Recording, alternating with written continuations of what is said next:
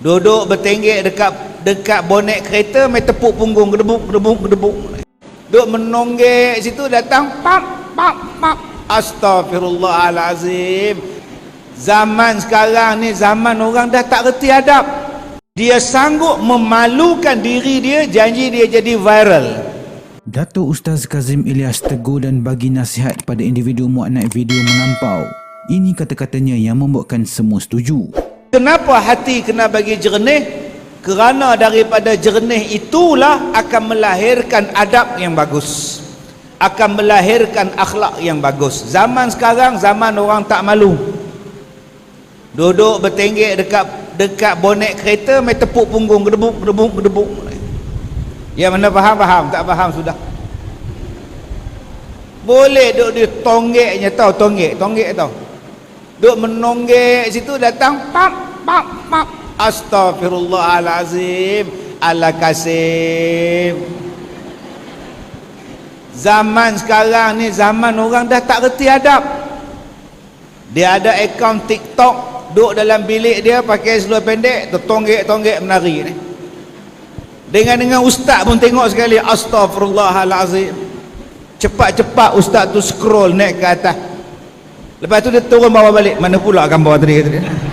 Yang mana faham, tak faham sudah. Zaman orang dah tak ada adab, orang dah tak ada malu dah. Zaman dia sanggup memalukan diri dia, janji dia jadi viral. Zaman orang yang menunjukkan tak ada dah perasaan nak sopan santun tak ada dah. Yang penting ialah dia jadi FYD. Yang penting dia jadi apa? Dia jadi naik di atas dia punya viral dia. Dan penyakit kita pula, bila dah viral, top. Kita pergi serang kedai 7E. Serang. Saya buat live. Lalah televisyen panggil dia. Akhirnya orang seronok buat benda itu. Sebab apa? Dia jadi glamour. Kalau nak jadi glamour pun janganlah membuka kita punya aib, perangai kita tak elok. Jadi dah glamour pada benda yang baik. Dapat 9A ke, 10A ke, A+ ke. Yang ni yang kita nak. Bukannya buat satu-satu benda yang menjadikan nampak sangat kita ni dah hilang adab dia. Baik, kenapa hati itu penting? Kerana dia mendatangkan banyak perkara yang baik bila hati itu bersih, bila hati itu putih. Kita ni orang kita, bangsa ialah orang yang bersopan santun. Sebab tu dia ada lagu Pahang tu. Sopan santun anak Melayu, senyum diukir bila disapa. Pernah dengar lagu tu? Lemak manis ala amboi. Cuba sambung sekali. Santan kelapa ala amboi. Ku pandanglah manis ala amboi. Pandai. Subhanallah. Saja saya tak nak sambung anak siapa tu. Kalau kita beradab, kalau kita tak beradab, orang akan tanya balik, itu anak siapa? Itu anak siapa? Tu budak sekolah mana? Orang akan bertanya, itu anak siapa? Kalau kita adabnya bagus, orang akan cakap, itu anak Pak Mak Tempek. Mak dia Kak Limah tu yang mengajar sekolah RPS tu. Tapi kalau akhlak dia buruk, adab dia buruk, anak siapa tu?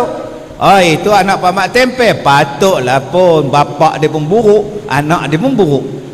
Dia akan pergi kepada banyak lagi.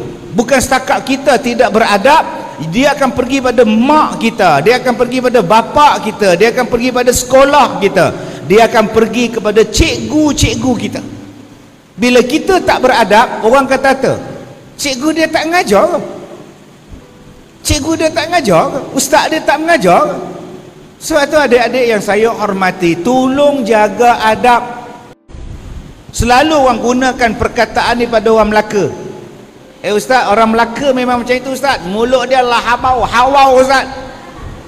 Saya berkawan banyak dengan orang Melaka. Tak ada pun kasar-kasar. Saya ceramah tiap-tiap bulan di Melaka elok je tuan-tuan. Tak adanya jumpa saya, Ustaz Kazim, apa khabar? Lah awam kau. Tak ada tuan-tuan. Saya makan banyak di kedai, di restoran di Melaka tu. Tak ada pula dia cakap nak makan-makan, tak nak makan sudah. Weh, garangnya tu ke kedai ni. Tak ada dia cakap saya punya kedai lah nak jual kat siapa pun. Tak ada tuan-tuan. Jadi jangan kita cakap orang Melaka memang macam itu, kasau-kasau dia. Bukan. Tak ada tuan-tuan. Jangan gunakan perkataan dia saja yang jahat, mulut dia baik. Tak. Kalau mulut asyik memaki je, babi, babi, babi, maknanya hati pun busuk. Semalam saya tengok dalam TikTok ke apa ustaz, mak dia mengajar A I I U babi bu, anak dia marah, "Hai, tak elok sebut babi." Mak dia kata, "Mak bukan sebut babi, tu tulis babi bu, tak boleh sebut babi." Astagfirullahaladzim, budak kecil tuan-tuan ni.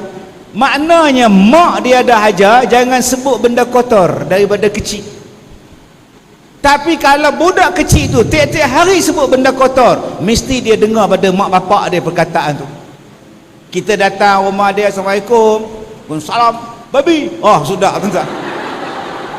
Dia panggil kita babi pula. Mesti mak bapak dia asal bergaduh babi, asal babi bergaduh tuan.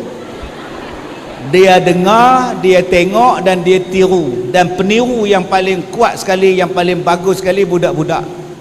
Adik-adik yang saya hormati, sebab tu tolong bersihkan hati.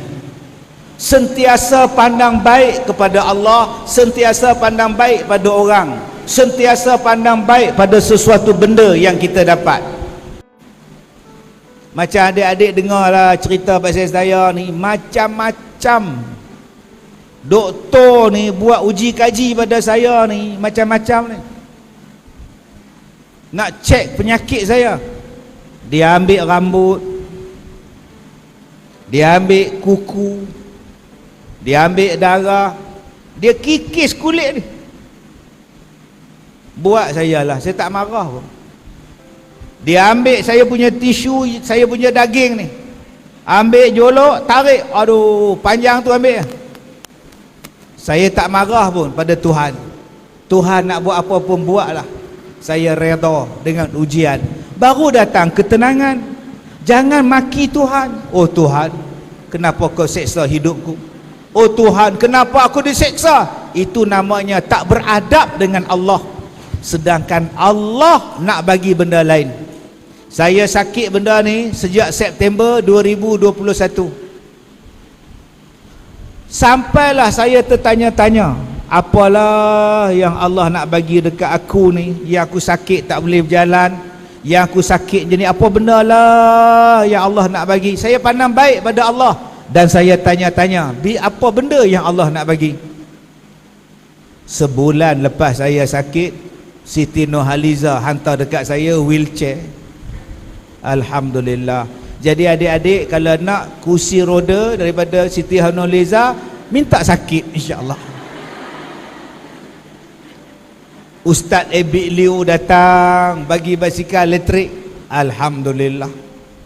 Satu makcik daripada Kuala Lumpur sedekah pula basikal elektrik, tak payah kayuh. Sekali charge boleh pergi 60 km. Tak payah berjalan dah sekarang ni. Kemudian sakit saya makin teruk. Apa pula lah yang Allah nak bagi kat saya. Saya tak marah Tuhan.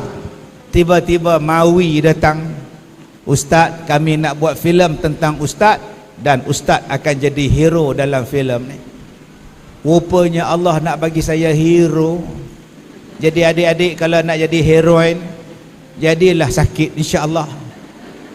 Wallahu a'lam. Saya nak cerita apa? Setiap musibah yang kita dapat, setiap ujian yang kita dapat, ada benda lain yang Allah nak bagi pada kita. Terima kasih kerana menonton. Kalau anda suka video ini, jangan lupa untuk like, share dan subscribe. Kita jumpa lagi dalam video akan datang.